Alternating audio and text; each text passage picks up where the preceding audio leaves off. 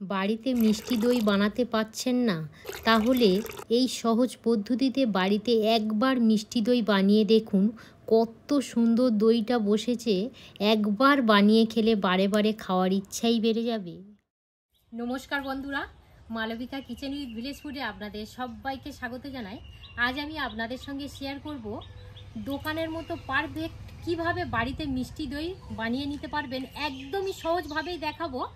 আর এই মিষ্টি দই বানানোর বন্ধুরা প্রচুর পদ্ধতি আছে, একদমই সহজভাবে দেখাবো, যাতে যেসব বন্ধুরা এখনো পর্যন্ত নতুন একদমই রান্নাঘরে ঢোকেন না, সেই সব বন্ধুরাও এই মিষ্টি দইটি বানিয়ে নিতে পারবেন।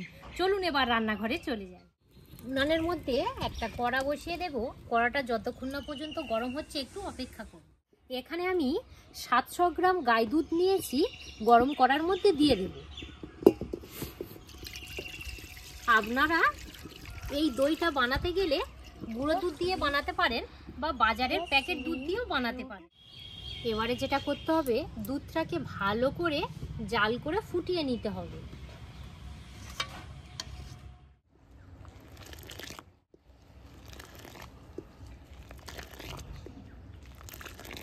যখনই দেখবেন দুধটা উতলে আসছে, তখনই একটা ডাবুর সাহায্যে এইভাবে একটু অনবরত ফেটাতে হবে।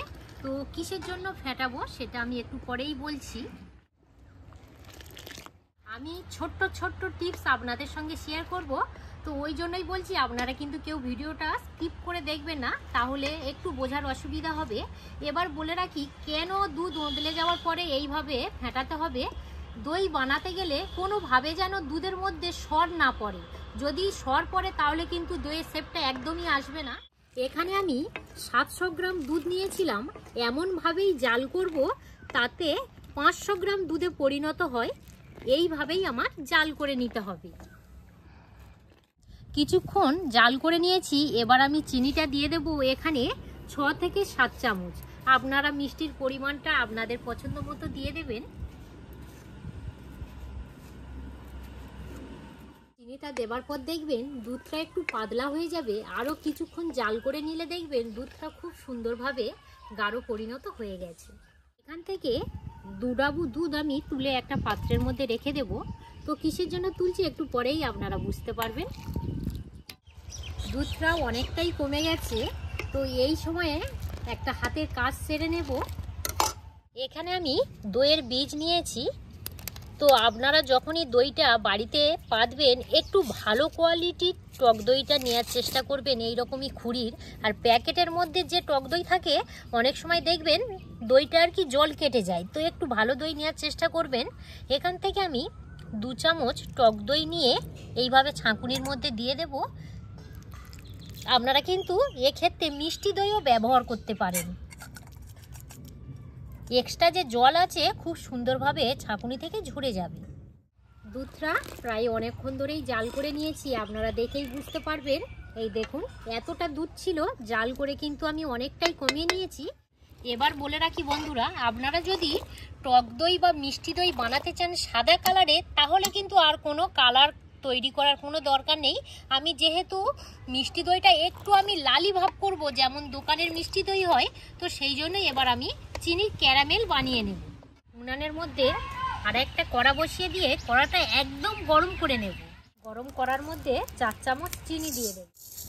আর চিনির ক্যারামেল আপনারা যখনই বানাবেন, একটু গরম করার মধ্যে চিনিটা দেবেন, দিয়ে নাড়ানাড়ি একদমই করবেন না, একটু অপেক্ষা করবেন। বন্ধুরা আস্তে আস্তে কত সুন্দর একটা কালার আসছে। যে দুধটা কাটিয়ে রেখেছিলাম দিয়ে দেব।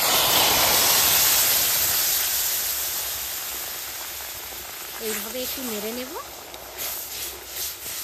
একটু ডেলা পাকিয়ে যেতে পারে, ভয় পাওয়ার কোনো কারণ নেই। দেখবেন 1 মিনিট এইভাবে নাড়লে খুব সুন্দরভাবে গলে যাবে। আমি এই যে চিনির ক্যারামেলটা বানিয়েছি এই দুধের মধ্যে দিয়ে দেব। এবার এই দুধটাকে ভালো করে ফেটে নেব। এই দেখুন বন্ধুরা, কত সুন্দর কালার চলে এসছে। বীজ দইটা দুধের মধ্যে দিয়ে দেব। দুধের মধ্যে দিয়ে একটু ফাটতে হবে, ফাটার কাছেই কিন্তু কাজ। যেহেতু দুধটা এখনো পর্যন্ত গরম আছে, এইভাবে একটু ভালো করে ফেটে নেব। তো সুন্দর দেখুন, ফাটার ফলে একদম পুরো দুধের সঙ্গে মিশে গেছে। এখানে আমি একটা খুঁড়ি নিয়েছি, এই খুঁড়ির মধ্যে দেখবেন 500 গ্রাম দই ধরে। তো আমি বলেছিলাম 700 গ্রাম দুধ নিয়েছি। একটা আঙুল আমি এবারে ঠিক এইভাবে দুধের মধ্যে চুপিয়ে রেখে দেব, যাতে আঙুলটা খুব সুন্দরভাবে সহ্য হয়। দুধটা দেখবেন খুব গরম যাতে না হয়, আবার খুব ঠান্ডা না হয়, উষ্ণ থাকে।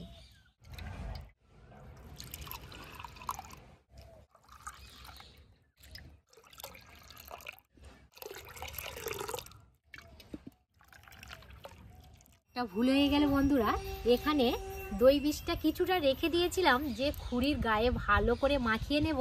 খুঁড়ি তো বোঝাই হয়ে গেল, আর মাখানোর কোনো জায়গা নেই। আপনারা কিন্তু এই ভুলটা একদমই করবেন না, খুঁড়ির গায়ে ভালো করে মাখিয়ে নেবেন। খুঁড়ির গায়ে মাখালে হয় না মাখালে হয়, কিন্তু যেসব বন্ধুরা নতুন একদম দই বানানোর ক্ষেত্রে অবশ্যই কিন্তু খুঁড়ির গায়ে এটা মাখিয়ে নেবেন। নর্মাল পেঁয়াজ নিয়েছি, এবারে যেটা করতে হবে, এই গরম গরম অবস্থায় মুখটাকে ভালো করে গার্ডার দিয়ে সিল করে দেব। পাত্র নিয়েছি, এবার পাত্রের মধ্যে এইভাবে দিয়ে এখানে একটা চাদর নিয়েছি, চাদরটাকে এইভাবে ভালো করে ভাঁজ করে দিয়ে দেব। এবারে যেটা করতে হবে, একটা রাত রেখে দেব, এর মধ্যে আরও একটা চাদর দিয়ে রেখে দেব। আর আপনাদের সঙ্গে 10 ঘন্টা বাদে আবার দেখা হচ্ছে। এরপর বন্ধুরা ফিরে এলাম, কতটা পারফেক্ট দই বসেছে সেটা আপনাদের সামনেই দেখাবো। এবারে এইভাবে চাদরটা খুলে নেব, যে গার্ডার দিয়েছিলাম গার্ডারটাও খুলে নেব। বন্ধুরা দেখানোর পালা, যে কত সুন্দরভাবে এই দেখুন দইটা একদম পুরো সেট হয়ে গিয়েছে। দেখুন, এই দেখুন,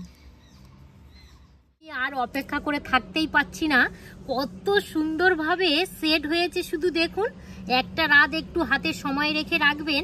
যদি হাতে সময় না থাকে 8 ঘন্টা রাখলেও হবে। এবার আমি কেটে দেখাবো কত সুন্দরভাবে দইটা জমেছে।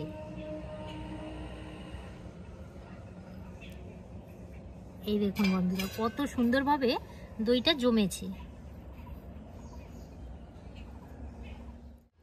আমার তো খুবই ভালো লাগছে, যে কখন টেস্ট করব। দেখুন বন্ধুরা, কত সুন্দর মিষ্টি দইটা বসেছে, শুধু দেখুন। এবার একটু টেস্ট করে নেব। আপনারা তো বুঝতেই পাচ্ছেন কত সুন্দরভাবে দইটা বানানো হয়েছে। একবার হলেও বাড়িতে আপনারা এই পদ্ধতিতে বানিয়ে খেয়ে দেখবেন, খুবই সুন্দর লাগবে। আর বিশেষ করে এই গরমের সময় যদি ভাত খাবার পরে যদি এই মিষ্টি দইটা থাকে, মন প্রাণ পুরো জুড়িয়েই যাবে।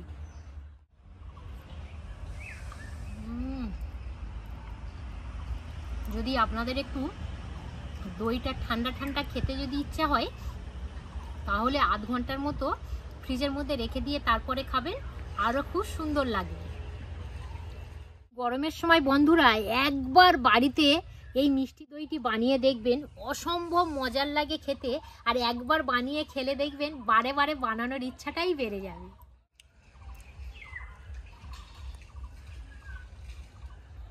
যত খাই একদমই যেন মন ভরে না, এত সুন্দর হয়েছে, যেন মনে হয় 500 গ্রাম দইয়ের ভাতটা আছে সবটাই খেয়ে নিই, এত সুন্দর টেস্ট এসছে। এই পর্বটা বন্ধুরা বেশি দূর বাড়াবো না। এখনও পর্যন্ত যে সকল বন্ধুরা নতুন, যদি এই ভিডিওটি ভালো লেগে থাকে তাহলে অবশ্যই চ্যানেলটি সাবস্ক্রাইব, লাইক, শেয়ার করে পাশে থাকবেন। আপনারা সবাই সুস্থ থাকবেন, ভালো থাকবেন। আরও একটি নতুন পর্বে আপনাদের সঙ্গে দেখা হচ্ছে। ধন্যবাদ জানাই।